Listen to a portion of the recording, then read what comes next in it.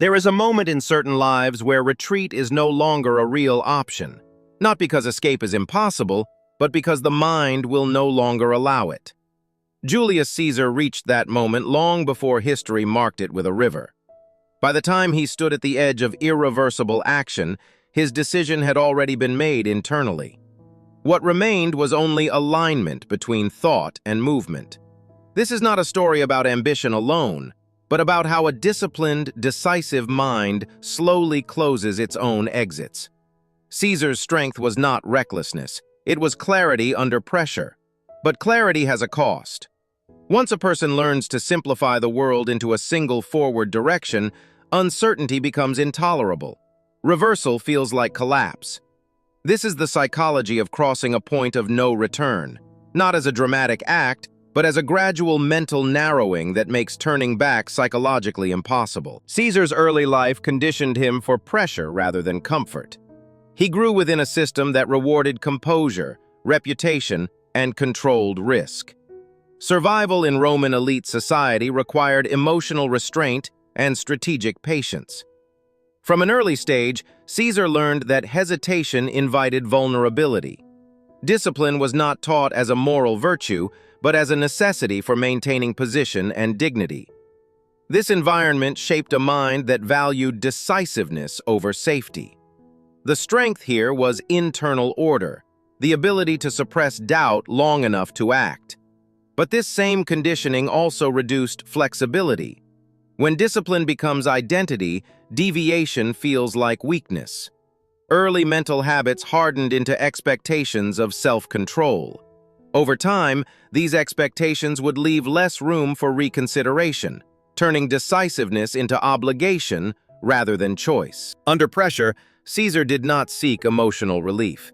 He sought mental simplification. Complexity was not denied, but compressed. Rather than weighing every possible outcome, he reduced situations into decisive paths. This cognitive narrowing allowed him to move faster than rivals burdened by hesitation. His escape from uncertainty was structure. By committing early, he removed the mental strain of ongoing deliberation. This was a powerful advantage, but it came with a cost. When the mind becomes accustomed to clarity through commitment, uncertainty begins to feel threatening. Options feel destabilizing. Over time, Caesar's thinking patterns favored irreversible decisions because they offered psychological relief. The more pressure increased, the more attractive finality became. Caesar's defining psychological advantage was decisiveness. He could act while others calculated. This trait created momentum, loyalty, and authority. People follow those who appear internally resolved. His discipline allowed him to absorb pressure without visible strain, reinforcing the perception of control. Emotion was regulated, not eliminated. This emotional containment made him effective in unstable environments. However, decisiveness also became self-reinforcing.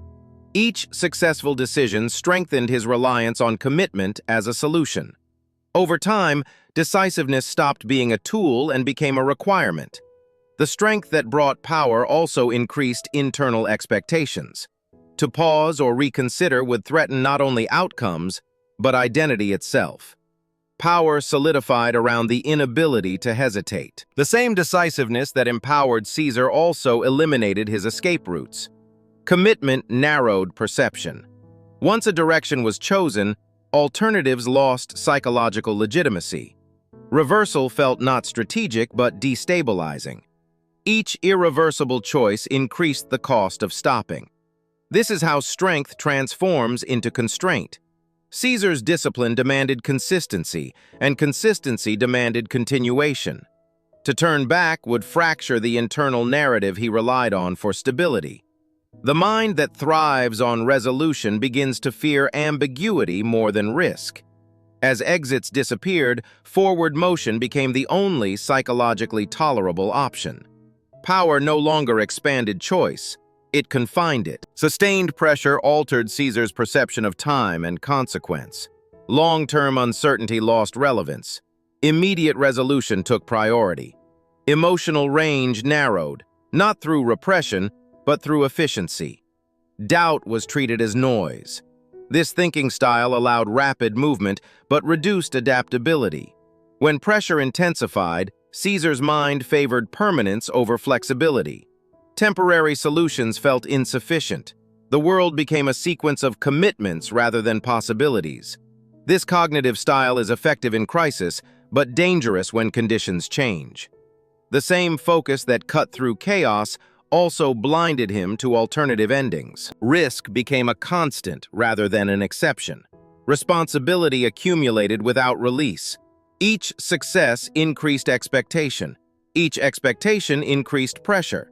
Caesar did not experience pressure as panic, but as narrowing. The psychological load reduced tolerance for ambiguity. Sustained exposure to stakes reinforced reliance on decisive action as relief. Risk was no longer evaluated emotionally, but structurally. Forward movement became the safest mental state. The cost was internal rigidity. When pressure never recedes, the mind adapts by eliminating alternatives.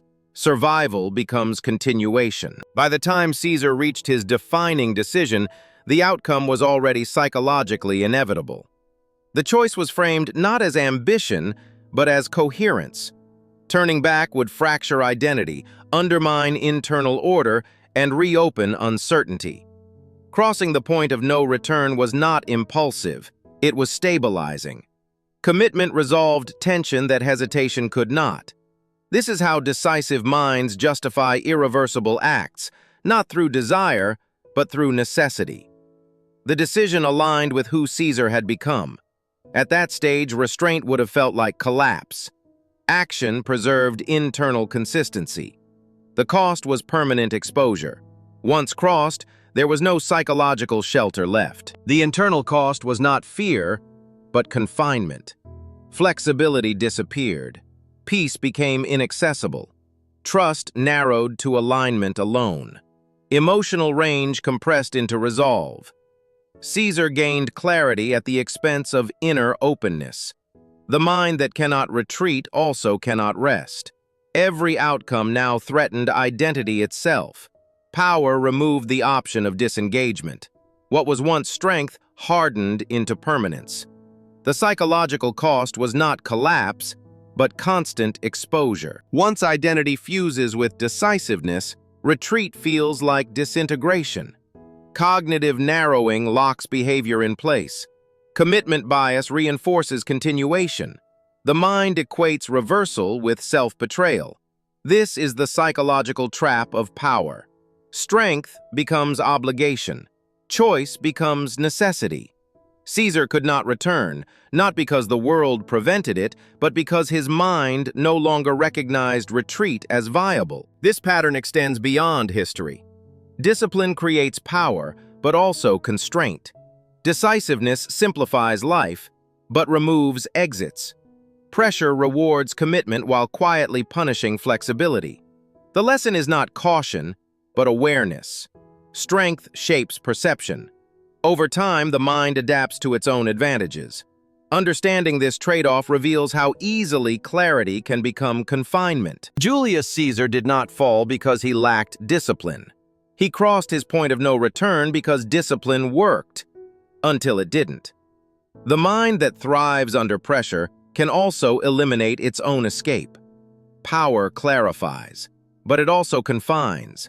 And once the path narrows enough, forward becomes the only direction the mind can accept.